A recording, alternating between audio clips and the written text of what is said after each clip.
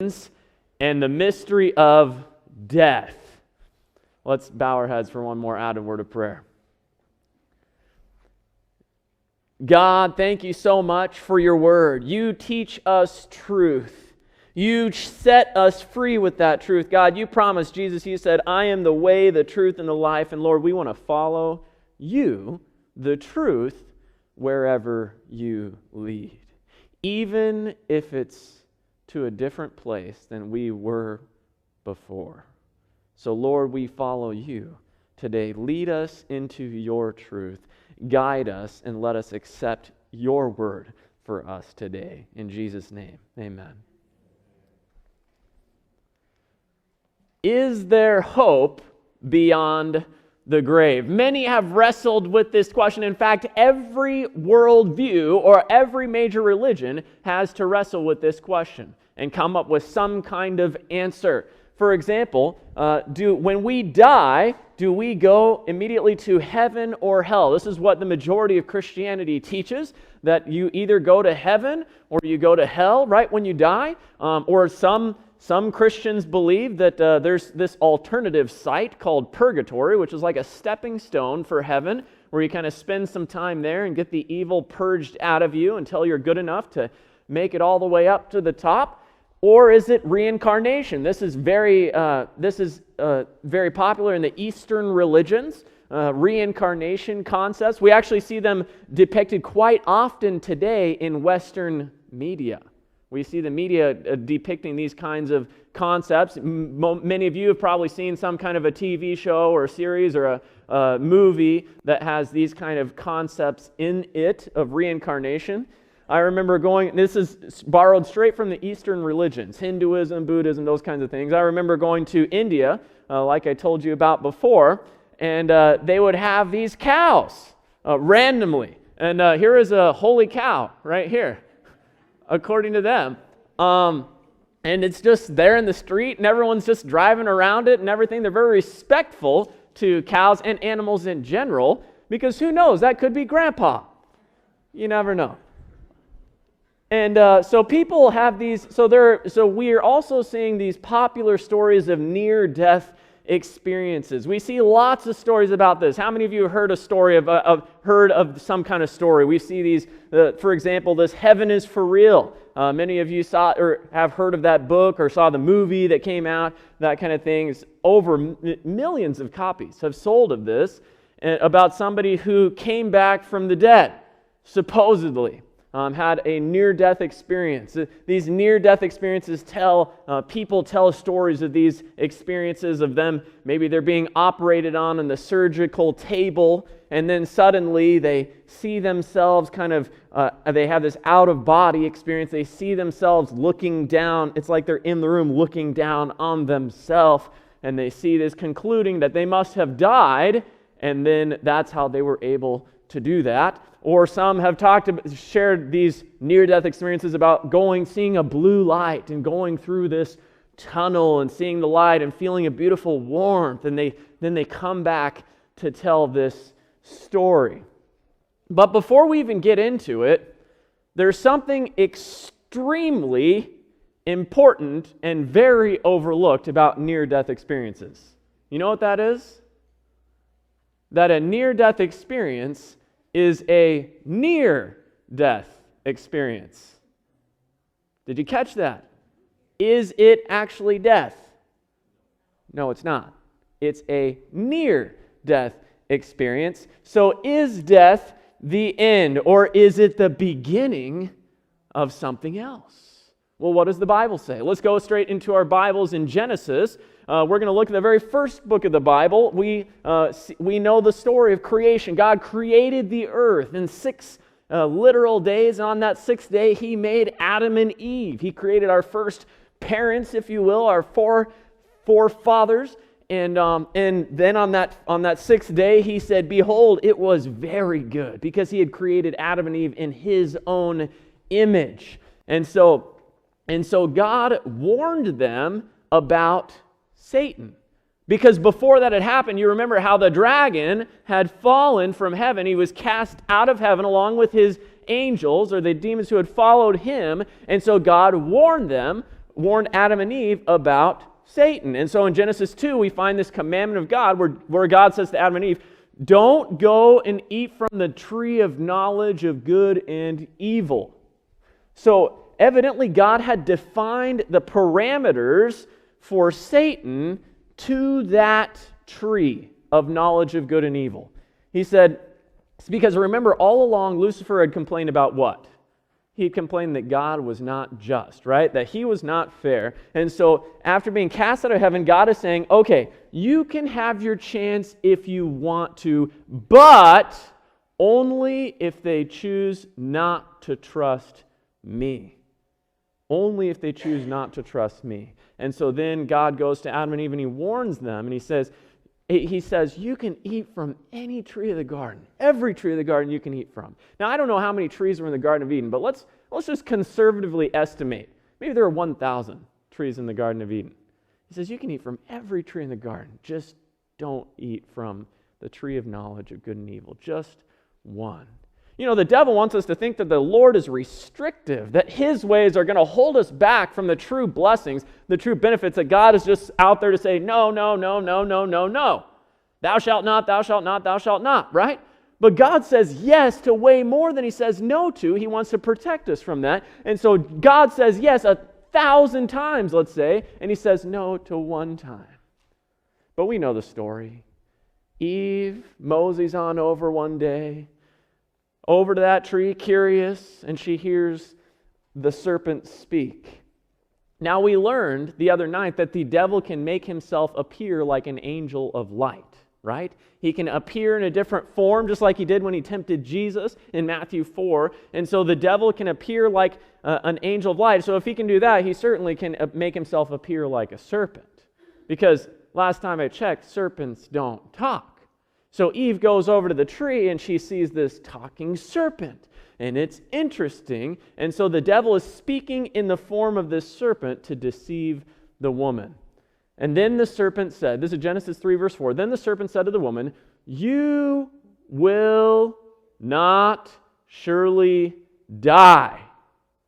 For God knows that in that day you eat of it, your eyes will be opened, and you will be like God, knowing good and evil.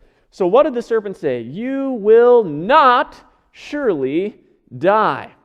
Because God had said that don't go and eat from the tree of knowledge of good and evil, because in the day that you eat of it, you will die. That's what God had said. And so now the serpent is countering that. He's countering that. He's saying, you will not surely die. For God knows that in the day you eat of it, your eyes will be opened. He's saying, basically the serpent is saying, death is something even better than life, right?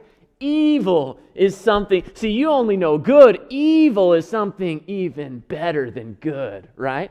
That's what the serpent is saying.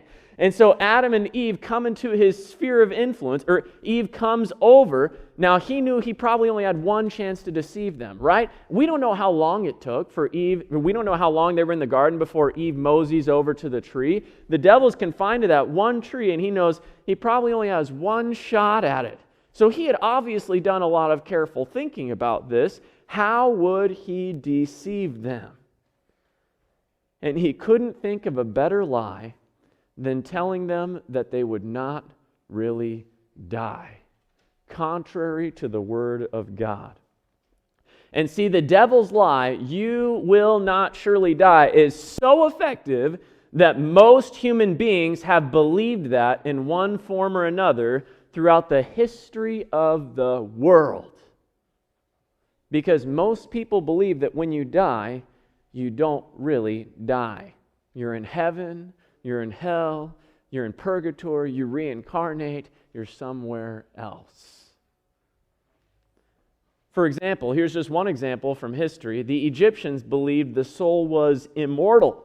They believed that the soul was immortal, and so when the Pharaoh died, he would go throughout a 70-day embalming process where they would come together and they would embalm him and prepare him and mummify him and put him in this, all the different things. They would gather all his possessions together, and they would, in order to send him off into the afterlife. That was their belief, that it could go with him. And so the king was placed on this funerary barge that would take him to the afterlife. And the guide that took him to the afterlife was a serpent. You can see it right there. A serpent took him to the afterlife, and so that serpent was the Egyptian symbol of life. And you can see right here in depictions of the serpent, you see that symbol right there, right above the head? That is the Ankh symbol. That was over the serpent representing the breath of life. So the serpent supposedly has life and leads the Pharaoh to a new experience after death. This looks just like Genesis 3, doesn't it? Except for it's the devil's version, isn't it? You shall not surely die. We see a serpent now, here in Egyptology, we see a serpent now leading after death into this wonderful new experience into the afterlife. Dr. Eric Hornung is one of today's most famous Egyptologists, or in this specialty. He's a professor emeritus at Basel University in Switzerland. This is what he says. He says, against a background of stars stands a winged snake with two pairs of legs. A caption tells us, Death, the great God, who made gods and men. A personification of death as a creator God. And an impressive visual realization of the idea that death is a necessary feature of the world of creation. That is, of existence in general. So we see all the echoes of Genesis 2 and 3 here, don't we? We see these echoes. The serpent talked about death.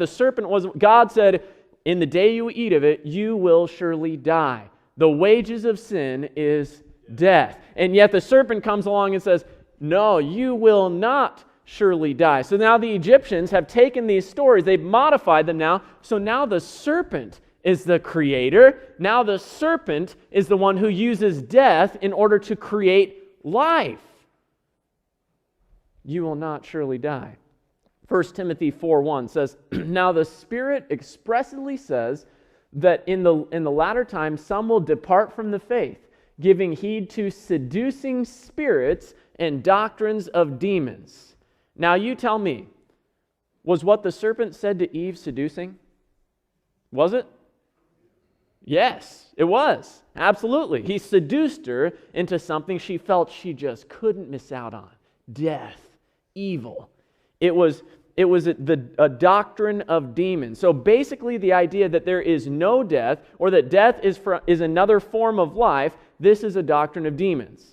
So here's another example from history. In 1848, the Fox sisters, Leah, Maggie, and Kate, in March of 1848, they heard rappings on the wall, and they thought that they figured it was a dead person who had come back, a dead spirit that wanted to communicate with them. And so they worked out this system to rap back on the wall in order to communicate with this spirit they called Mr. Splitfoot. And so this story, this experience that they had started to gain a lot of exposure and a lot of popularity, and other people started saying, how can we communicate with the dead as well and have this kind of experience? And so this is the birth of modern spiritualism. And spiritualism teaches that the soul is immortal, that the soul does not die. And so where did this come from? Is this in the Bible? Well, actually this comes from pagan Greek philosophy. They taught that the soul was immortal. We've heard of the philosophers before, Plato. Let me give you an example. See, unlike the Hebrews taught, Plato said that the human being is not one holistic being, but that there's two separate things here. There's a body, and then there's a soul. And he says the soul is the real thing, and the body is only kind of a carcass of the real thing. And so when your body dies, the soul continues to live on. But this is not in the Bible. We're going to find that out. So then here are some examples of what Plato said. He said, when the man is dead, the soul dies not with him. Or he also says, isn't death the release of the soul from the chains of the body? So everybody knows Plato and Socrates and these kinds of people today, right? Have we heard of that? Has anyone heard of Plato before? I'm not talking about the kids' little stuff. Plato before. Okay, imagine how influential they were only a few hundred years after they had written. We're thousands of years past now. Imagine these people are coming only 300 years or so, 300 or 400 years before Jesus is here on the earth. And so by the time that Jesus gets here, the Jewish philosophers and teachers of that day have already imbibed much of these kinds of philosophies. So they had mixed up with biblical ideas, and they mixed in some of this Greek philosophy here, and so they kind of confused them together about what all of these things were like. Well, here's another example of what Plato says. Plato believed there was a time when human beings did not have a body, but only a spirit. He says, our souls must have existed before they were in the form of a man, without bodies, and must have had intelligence. So there was some kind of being before we came to being now. So Alfred North Whitehead is a very well-known philosopher in the 20th century. And so he comments on some of these philosophies from Plato, and he says the safest generalization of the European philosophical tradition is that it consists of a series of footnotes to Plato. So he says basically, Plato's philosophy is so pervasive, is so influential, is so all-encompassing that every thinker, every philosopher, every student, every scholar has been permeated by that philosophy. Pretty profound. Socrates, Plato's teacher, taught some of the same things. And so he had an interesting remark about how he came to know of these things that he was teaching. Socrates, he believed that his concept of death was inspired. Oh, inspired by who? Inspired for he followed daily the familiar oracle within me. Well, that sounds a little weird, doesn't it? Maybe you can hear the Twilight Zone theme song playing in your mind. A little dee dee dee dee dee dee dee dee. Follow the familiar oracle within me. So what he's saying is there's something supernatural going on. There's something where he's getting guidance from a familiar oracle. This is significant. A familiar oracle, this concept. Now, oracles were common back then at that time, where they would go consult the false gods. And a familiar oracle. Now, familiar. The Bible uses this terminology, familiar spirit, to refer to a demon who has come in the form of a loved one, of someone that we know. Okay, uses this terminology, familiar spirit. So interestingly, also Adolf Hitler, according to Sir Neville Henderson, Adolf Hitler was also guided by a voice who told him what to do. He often heard the voice telling him what decisions to make, which he obeyed. Neville Henderson was the British ambassador to Germany who wrote of this international incident. Hitler once disavowed the voice at the Munich Pact, postponing the start of the war by a year. And he often referred to that as his greatest mistake. He should have obeyed the voice when England was weaker. So Adolf Hitler credited so much of his success to following the voice that was in him. So who was this voice that was giving counsel to Hitler? Who was this voice that was giving counsel to Socrates about these ideas about death? Leviticus 20:27 says, a man or a woman who is a medium or who has familiar spirits shall surely be put to death. The Bible is saying that these familiar spirits, that there are actually demons that want to impersonate people who have died, and they come back as actors, as actors in their place. We even see an example of this in Scripture about when with King Saul in the Old Testament, and he wants to consult with the prophet Samuel, who's now died. Saul has totally departed from the Lord, and so he goes to a medium, a spiritist, who calls up a familiar spirit, a demon, who impersonates Samuel and gives this supposed message, or gives a very real message, but not truly from God. So the Bible is warning against these familiar spirits, saying that the demons, they've been around a long time, they're good actors, and they want to come communicate with you. So ancestor worship is also based on the false doctrine of the immortality of the soul. based on this idea that the soul never dies, right? Our dead ones are still around. So this is spiritualism's twofold doctrine. Number one, the dead are actually alive. Number two, the dead communicate with the living. But Jesus teaches truth and says that the devil is a liar. And so it's good for us to believe Jesus. See, we are going to be a lot safer when we believe Jesus' word rather than how we feel. So is the soul immortal, or is there a resurrection? If when I die my soul goes to heaven, what is the point of a resurrection? Well, let's go to what the Bible says. Let's see what the Bible teaches. Genesis 2, verse 7. We have a clear philosophy here on the nature of man. What are we made of? And it says, "And the Lord formed man of the dust of the ground, and he breathed into his nostrils the breath of life, and man became a living being." So we see a simple three-step process here. The Lord formed man from the dust of the ground, okay? So we see the dust of the ground and breathed into his breath the breath of life, and then man became a living being. Some versions say living soul. But no matter what you read, no matter what version you read, it never says that he acquired a living soul. It always says he became a living soul. So we see three elements: dust of the ground, the breath of life, and then he became a living being or living soul. So this is an easy mathematical equation for you math nerds out here. So dust of the ground plus breath of life equals a living being, right? Or a living soul. So we can understand that the elements of the earth plus the breath of God equals a living being. So you and I are living because God has breathed into us. We are dependent on God to be alive. So can the soul ever die? See, this Greek philosophy concept that has been appropriated by much of Christianity is going back a long ways. This whole idea that the soul, when you die, you don't really die. This immortality of the soul. Can the soul die? Well, what does the Bible say? Ezekiel 18:4 says, "Behold, all souls are mine. The soul of the Father, as well as the soul of the Son, is mine. The soul who sins shall..." Oh, so we find that a soul is not immortal, but that a soul can die. Well, let's look at it in a few different versions. It says, "The person who sins is the one who will die. The one who sins is the one who will die.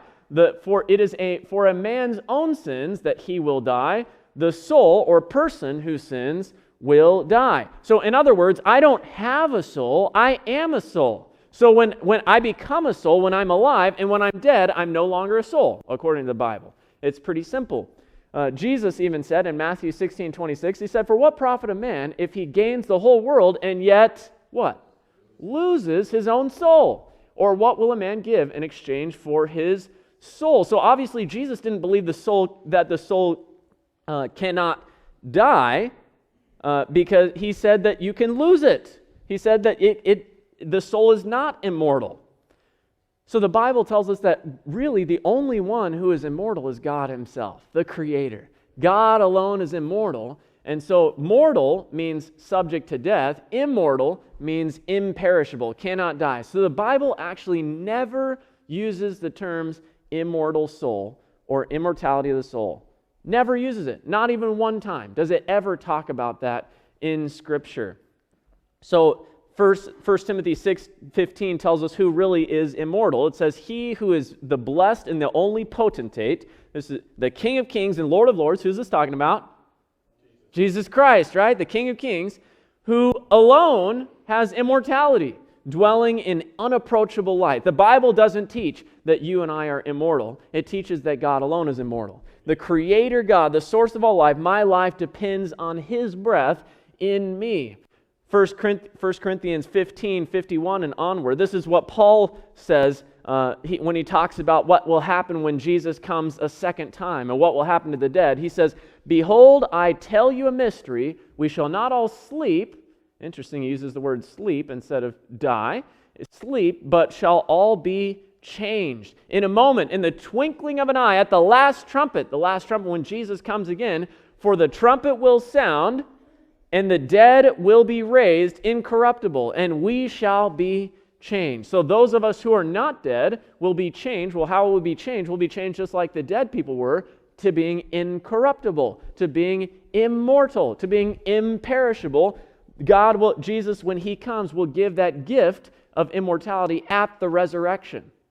For this corruptible must put on incorruption, this mortal must put on immortality. So that immortality will come, but not when I die. It'll come when Jesus comes again and gives the gift of immortality to those who have faithfully followed him and accepted him. F.F. Bruce is one of the most influential New Testament scholars. He's a Pauline scholar, studied the writings of Paul, and one of the most influential scholars in the 20th century.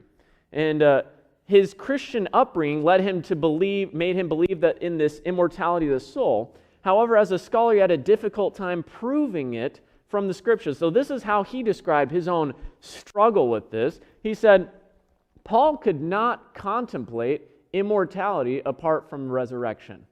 For him, a body of some kind was essential to personality.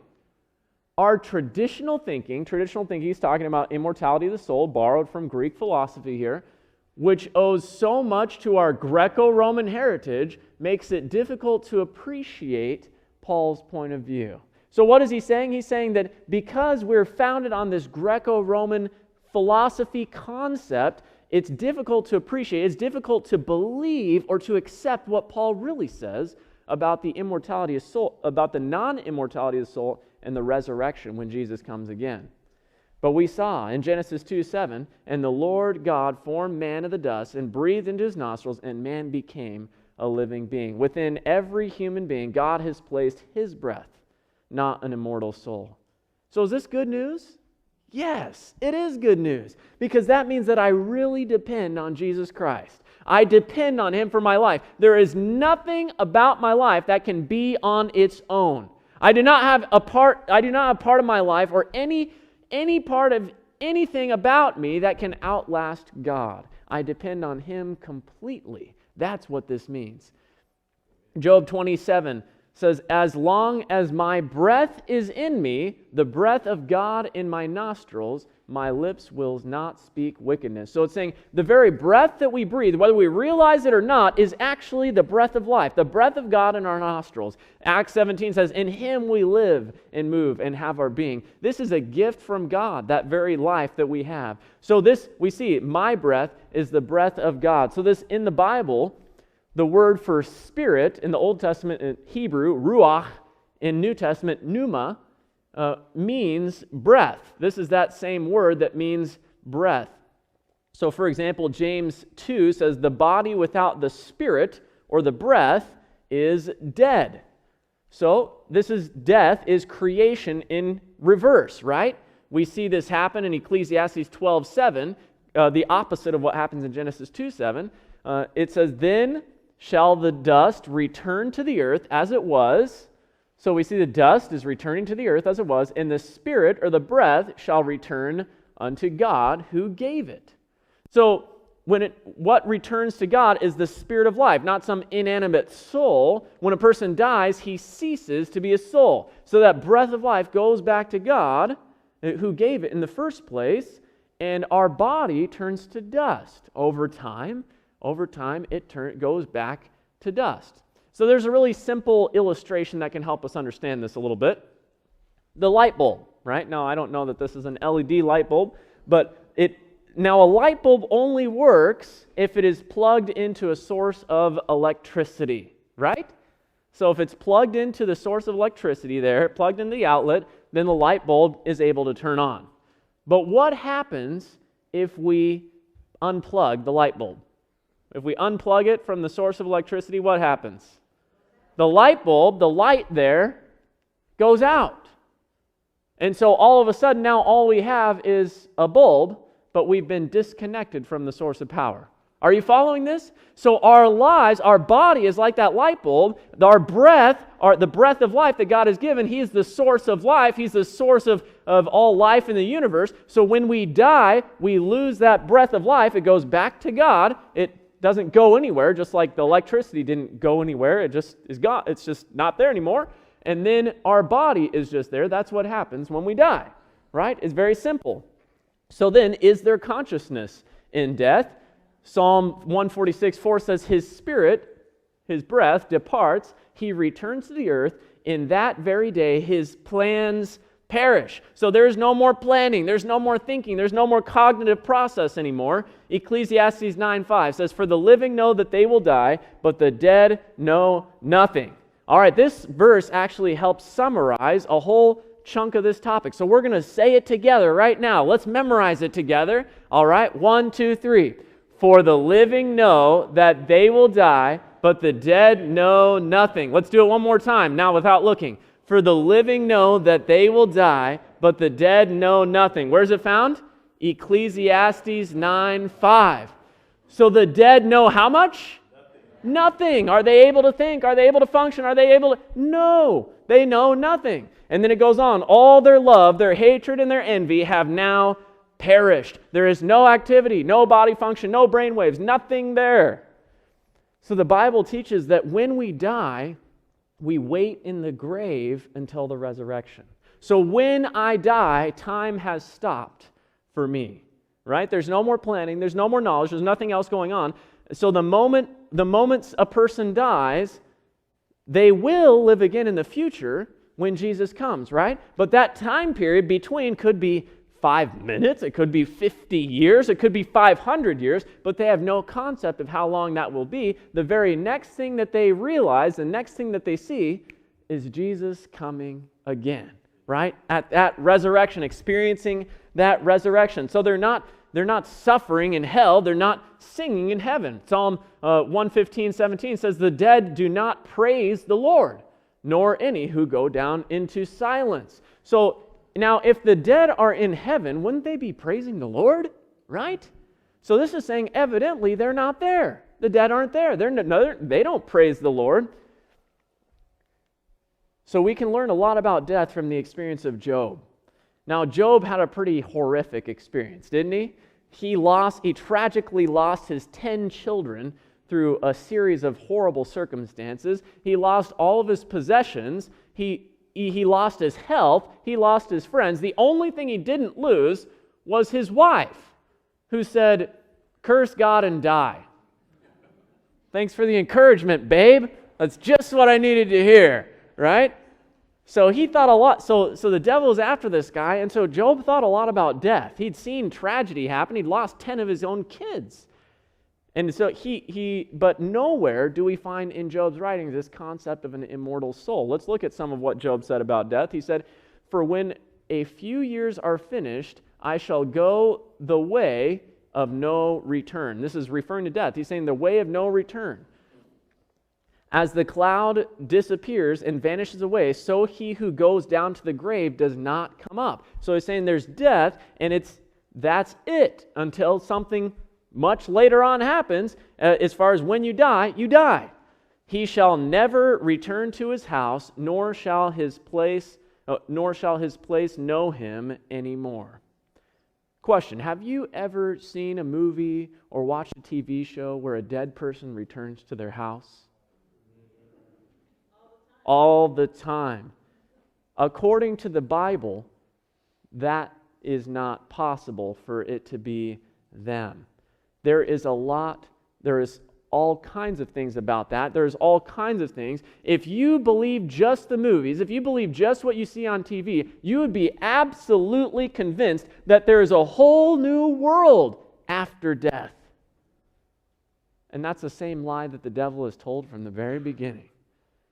It's not what the Bible says. We need to believe what the Bible says. We need to be in the Word of God, the author of truth, the source of truth, to learn about how to relate to these kinds of things.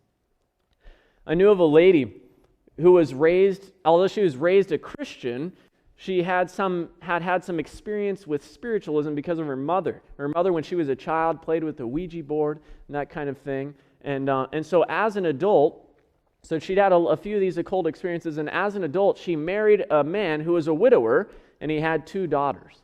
And so on the first night after their marriage, when the man was away or wasn't there, the ex-wife, the previous wife who had passed away, appeared there in the room, supposedly, appeared there in the room and said, she told this new bride, she said, "These are my 2 daughters, and you need to raise them just how I tell you to, or else. And then threatened all kinds of horrible things. Well, as time went on, this jolted her. This definitely scared her. As time went on, whenever this ex-wife, this dead ex-wife, was not happy or displeased with what was going on, they would show up, never when the husband was around, but they would show up and cause all kinds of commotion and fear. If they weren't being followed in what they were saying, they would throw dishes up against the wall, or they would rattle the windows, or do whatever needed to happen. And so this woman was held in constant fear of what was going to happen. And this went on for 17 years. The woman was practically a slave to this dead woman. And so, but she never came, but this dead woman never came when the husband was around, like I said. And so this went on for 17 years until this woman began studying the Bible with one of her neighbors. And one day she came across the text. As she was learning the Word of God, as she was discovering more about Him, one day she came across this text that we just read. He shall never return to his house, nor shall his place know him anymore. The dead do not return to their home? She asked herself. Now, if this is so, who has been coming for the last 17 years? And she realized it wasn't her dead husband's wife, it was a demon spirit, a familiar spirit showing itself as a member of the family. And so the next time that spirit came, she knew the truth. She had embraced God, and she said, I know who you are. You're not my husband's dead wife. You're not welcome in my home. And in the name of Jesus, leave and never come back here. And that demon, that familiar spirit, got right out of there, left the house, leaving all kinds of wreckage and damage in his wake. But it never came back. Imagine 17 years of slavery to the whims of a dark spirit in the form of a person, and until she finally learned the truth, and the truth set her free. When we learn the truths from God's Word, Jesus promises the truth will set us free. That's what He wants for us. The truth is beautiful. Jesus teaches the truth. The devil is a liar. Choose the teaching of Jesus. And the Bible tells us that this will be important in the time of the end, that there will be the activity and the signs and miracles and miraculous power of the devil will increase, and that it'll be even easier for humans to believe what their eyes see and what their ears hear instead of what the Bible says. For example, we know, we mentioned it earlier, 2 Corinthians 11:14, and no wonder, for Satan himself transforms himself into an angel of light. So this miraculous power, we see that he's going to work hard to deceive people in these last days.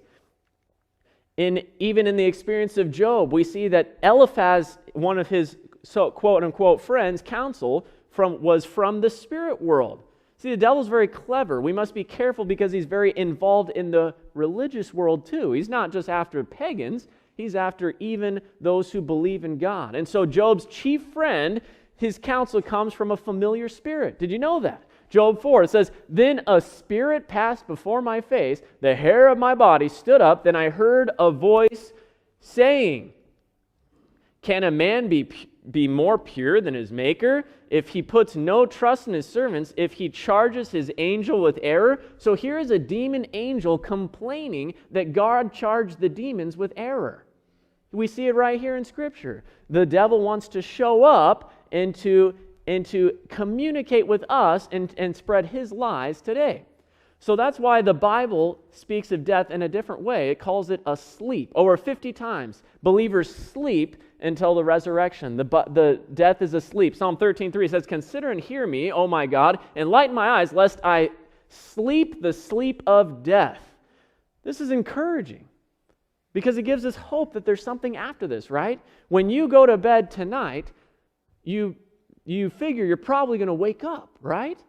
Now, when you go to sleep, when any of us goes to sleep, unless we dream something weird or something like that, but most of the time when we sleep, we go to sleep and then all of a sudden, we're awake, right? Now, there could have been hours that passed in that time period. We weren't aware of it. We didn't know what was going on, but all of a sudden we're awake to new reality.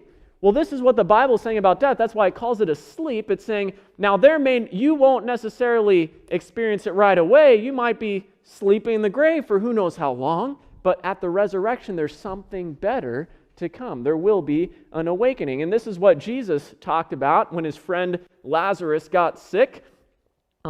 His friend Lazarus gets sick, and so the disciples start saying, well, let's go. Jesus, are you going to go heal him? And Jesus kind of delays. This mystifies the disciples. What is Jesus doing? He's wasting time over here until finally the word comes that Lazarus has died, and the disciples are like, oh, no, Jesus, you blew it. And Thomas even says, oh, let's just all go die with the guy, right? He's just totally pessimistic, and Jesus says, no, this happened so that the glory of God could be revealed. And so listen to what Jesus says. He says, our friend Lazarus, what? Sleeps, but I go that I may wake him up. And so the disciples are thinking, oh, great, Lord, if he sleeps, he'll get well, right? When you're sick, you can't sleep as well. And then when you can sleep better, then you get better, that kind of thing. And then Jesus says, no, you don't get it. However, Jesus spoke of his death, but they thought he was speaking about taking a rest in sleep. Then Jesus said to them plainly, Lazarus is dead. Okay? So Jesus is teaching that death is actually asleep. Jesus teaches truth. The devil is a liar. Choose the teachings of Jesus. But then somebody says, well, what about the thief on the cross? Out of all the stories of the Bible, this is one of the ones that's used the most to teach the immortality of the soul. That when you die, you immediately go to heaven. So what about that? How do we understand that passage? Well, let's look at it. Now remember that the thief on the cross, he was a follower of Barabbas. You remember who Barabbas was? Barabbas was, his name actually means Bar, son of, Abbas, or son of the Father. He was a false Messiah, right? And so he had come, he was that false Messiah liberator that they were looking for. He was a killer, he was a robber, he was revolting against the Romans, he was a horrible person. And so this thief on the cross had been caught up in Barabbas' movement and now is suffering for the crime. He's getting crucified for the things that he justly did. He's getting the just punishment for his crime. But as he's there, during the trial, as he's there seeing what's going on before this crucifixion, he sees Jesus there in the trial. How Jesus, he suffers like a lamb led to the slaughter. His kindness, his peace, his courage, he just recognized his power. He recognizes, he says, this is the one the prophets talked about. This is the Messiah. This is the real deal. And so there he recognized it right before he died, while he's hanging on the cross next to Jesus, with a bursting out in faith, he says, Jesus, remember me when you come in your kingdom.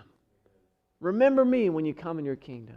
And Jesus, although he's dying, yet in kindness and love, says back to him, assuredly I say to you, today you will be with me in paradise. So it appears that when the thief died, he would meet Jesus in paradise that day, right? Isn't that how it appears from this verse? But there's a problem with this. The first problem is that it would contradict what the entire Bible says about death, what happens when you die. But then there's another problem to that.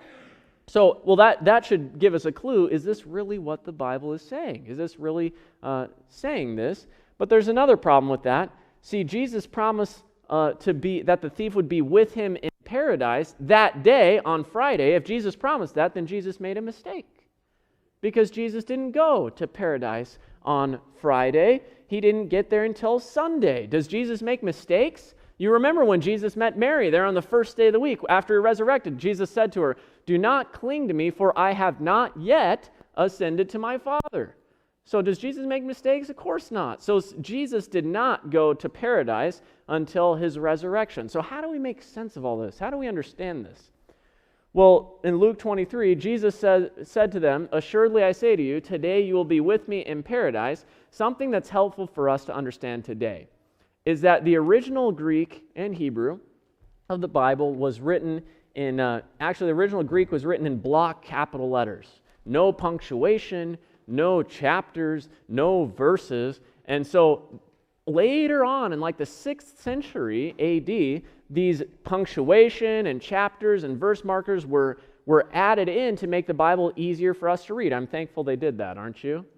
I'm so thankful for that. But they added this in order to make it easier to read. But it's helpful to know that they did their best with the understanding that they had to put those in. But this is several hundred years after Jesus. So this punctuation is not necessarily inspired. Okay? The capitalization in Scripture, not necessarily inspired. And so does it make a difference even where you put the comma? Well, let me give you an example. How it reads right now in most of our Bibles, assuredly I say to you, today you will be with me in paradise, right? But we know that's not the case. But what if we just move the comma back one word? Assuredly I say to you today, you will be with me in paradise. Will he be with him in paradise, or is he saying it, promising it to him today? A comma can make all the difference. Punctuation can make the difference. Let me just give you an example today. A woman without her man is nothing, right? And so men might say this, a woman without her man is nothing. And then a woman comes along and puts in a couple of commas and says, oh, did I read that wrong? A woman without her man is nothing, right? Punctuation makes a difference. Or here's another one. Let's eat, Grandma. Let's eat, Grandma. Punctuation makes a little bit of a difference. So we understand how this verse is not out of harmony with the rest of Scripture. It's in harmony. Jesus is promising him, saying, I'm promising you today that you will be with me in paradise. At that time of the resurrection, I'm going to call your name as well. Beautiful. Jesus teaches the truth and the devil is a liar. Choose the teaching of Jesus. But somebody's saying, what difference does it make? It's comforting for me to think that my loved one is in heaven right now. Can't I just believe that? Can't I just accept that? Well, you can believe that, but you'd not be believing what the Bible says, what God says about it. And here are 5 problems with that I'd like you to consider. The first problem is that, number 1, it's just not true. It's not true. 2 Thessalonians 2:10 says, among those who perish, they did not receive the love of the truth. This is talking about the people in the end. It wasn't that they didn't, it wasn't that they weren't religious. It wasn't that they didn't want to have good intentions or anything like that. It's saying that they didn't love the truth. Jesus says that he gives us the truth to set us free. And so we want to embrace the truth. When we discover new truths from God's Word, we want to embrace it. We want to walk in it. We want to follow it. We want to live it because that's the blessing that Jesus wants to give us through his truth. Problem number 2, it makes us easy targets for the devil in the last days. Revelation 13:13 talks about the beast performs great signs so that he even makes fire come down from heaven on the earth in the sight of men. And then verse 14, and he deceives those who dwell on the earth by those signs which he does in the sight of the beast. So this power backed by Satan in the end, this beast power is going to be working miraculous signs, working miracles, doing all these wonderful things, and so people will be deceived by their senses. Just like we talked about familiar spirits earlier, Revelation 16:14, for they are spirits of demons performing great signs which go out to the whole world. So we're getting set up for deception. For example, what would be happening for us right now if the Virgin Mary appeared on the platform right next to me and said, I have a special message from God? How would we relate to that? How would we relate to that? Who would that really be? A demon, right? Because where's the Virgin Mary? She's resting in her tomb, waiting for Jesus to come at the resurrection, right? And so this protects us from the deception of the devil, right? And so Jesus wants to protect us. He wants to help us. That's why he even warned us that false Christs and false prophets will rise to deceive, if possible, even the elect. That's us, right? Those who want to follow God. See, I have told you beforehand, therefore, if I say to you, look, he is in the desert, do not go out. Or look, he's in the inner rooms, do not believe it. So what if Satan were to appear as Jesus Christ, right? This is the goal, to deceive. Problem number 3, because it's comforting to me to believe that my loved one is in heaven right now. Problem number 3 is it's not truly comforting. Because to tell you the truth, it may be comforting for you, but it's not comforting for them. See, if they're in heaven looking down at you right now, when you have a miserable day, just a rough time, or when you cry out for help and they're supposed to just look down from heaven and there's nothing that they can do. There's nothing that they can do to help. That is not comforting to them. I mean, think about this. If I died and supposedly went to heaven at that time, and I look down and I see my wife, who I loved my whole life, who now is grieving. She's going through a horrible, rough time. She's widowed. She's having a rough time. And then all of a sudden I see people come in and rob her and then take advantage of her and then abuse her and make her life just absolutely terrible. Am I going to be able to be up there in heaven just singing and praising God, saying, yeah, woohoo, this is great? It's not comforting to them. So it's really not comforting. How much better is it to rest in the grave until the resurrection when all of us can be there around the throne of God? God says that there will be a time when when we will be comforted. But that will happen in the end. True comfort will come after sin is done away with. Revelation 21:4 says, "And God will wipe away every tear from their eyes. There shall be no more death, nor sorrow, nor crying." So that true comfort comes in the very end when we're all gathered around and God has completed that plan of salvation. Problem number 4, it makes Christ's sacrifice null and void if our loved ones are in heaven right now. So why would Jesus have come to die with us if we have innate life already? Why would he die for us? Or why would he die as our substitutionary sacrifice to give us life if we already have life, right? It's a contradiction. It's this whole mix-up. Even the idea of evolution says that there needs to be death in order to be life. That God, and theistic evolution says that God uses death in order to create life. But the Bible says the wages of sin is what? Death. And so if there's death before sin, then why did Jesus have to come? Right? Or this throws everything off in what Jesus' sacrifice means, right? And so if there's life after death, then why did Jesus have to die? You see this? You see how that connects in? It all comes to the cross. It makes Christ's sacrifice null and void. 1 John 5:10 says, "He who believes in the Son of God has the witness in himself. He who does not believe God has made him a liar, because he has not believed the testimony that God has given of his Son.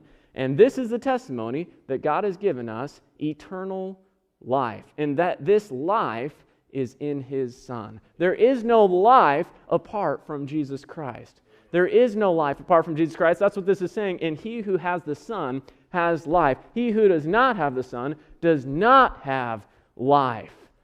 We are dependent upon Jesus Christ for every breath that we breathe. Our life isn't self-propelled or self-generated. It is because God has given us that gift. Problem number 5, the last problem of why it's not really helpful or comforting for our loved one to be in heaven, us to believe that, because it makes the resurrection unnecessary. Why does there need to be a resurrection if they're already in heaven? 1 Corinthians 15 says, "But if there is no resurrection of the dead, then Christ is not risen. And then our preaching is empty, and your faith is also empty." So evidently, what would be the point of bringing a soul that is in heaven down to be united with the body? Evidently, it could function perfectly well in heaven on its own. So there's no point to the resurrection.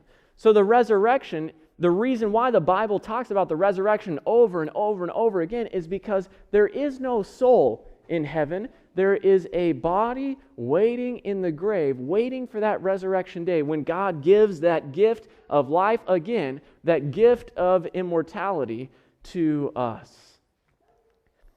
So back to the story of Jesus and Lazarus. Jesus goes to Lazarus' tomb, and he says, "Though I am the resurrection and the life, he who believes in me, though he may die, he shall live." Those who die in Christ, this whole concept is all over the New Testament, die in Christ, shall live again at the resurrection.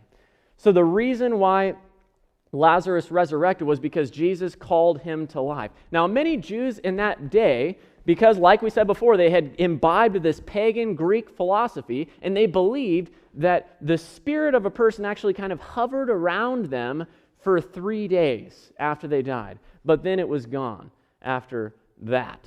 And so Jesus waits not 1 day, not 2 days, not 3 days. He waits 4 days to totally dispel any of those misunderstandings, to say, I am the resurrection and the life. I am the one who gives life. I am the one who can raise the dead. And so Jesus comes in and he says, when he calls up Lazarus, he doesn't say, Lazarus, come down. He also doesn't say, Lazarus, come on up. He says, Lazarus, come forth. Come out of the grave. The source of life is calling you to life again. See, the reason why we'll experience the resurrection is because Jesus is victorious over death himself. Jesus is life. Jesus gives life. Jesus gives life to those who love him and are faithful to him and honor him, and he promises to give that at the resurrection when he comes. 1 Corinthians 15:55, O death, where is your sting? O Hades, which means the grave, where is your victory? But thanks be to God who gives us the victory through our Lord Jesus Christ. Blessed and holy is he who has part in the first resurrection. Over such the second death has no power. We'll talk a little more about the second death later on in the seminar. If you go to the catacombs just outside Rome, you can see in San Sebastian there, they have about 80,000 people buried there in the catacombs. You go down about 4 levels on an elevator and then go see the catacombs there. And as you walk through the catacombs, it's very interesting. You can tell they have the writing there on the graves, and you can tell which graves were pagan graves and which graves were Christian graves. Because on the pagans' graves, they say things like, the burial message say things like, goodbye for all eternity, or goodbye forever. But on the Christians' grave, because pagans didn't have any hope of the resurrection. But on the other hand, Christians looked forward to that. And they would say goodbye until we meet again. Goodbye until the morning. Speaking of that morning when Jesus comes, that morning of the resurrection, when we embrace the teaching of Jesus, he gives us hope. He gives us hope. Jesus teaches truth. The devil is a liar. Choose the teaching of Jesus. That is the hope of every believer. That is the hope of the saved. If something happens to me, if something even happens to me tonight, and my life is cut off, I die with the hope of the resurrection. That this is not the end, that I will sleep in my grave, and that the very next thing I will be aware of will be Jesus coming in the clouds, calling my name, saying, Dustin, wake up, it's time to go home. That's the hope that every single one of us has. That's the hope that God gives us in his word. We can hang on to his truth. His truth will set us free. Choose the teachings of Jesus. How many tonight say, Jesus, I want to embrace your truth about what happens when we die. I want to choose your teaching and let your truth set me free. If that's your desire, just raise your hand right now. I want to embrace your teaching about what happens when we die. Praise the Lord. We are anticipating this beautiful resurrection. Let's pray. Jesus, thank you so much for promising this resurrection. It's not a meaningless resurrection, Lord.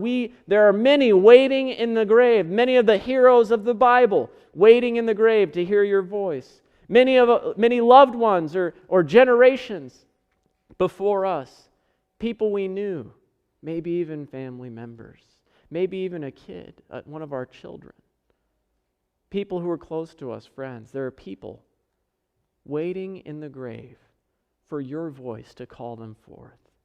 Thank you for the promise that you are the resurrection and the life, that you will give that immortality when you come at the resurrection, that you will call us forth, that this is not the end, that there's a better life to come, and you will give that to us when you come again.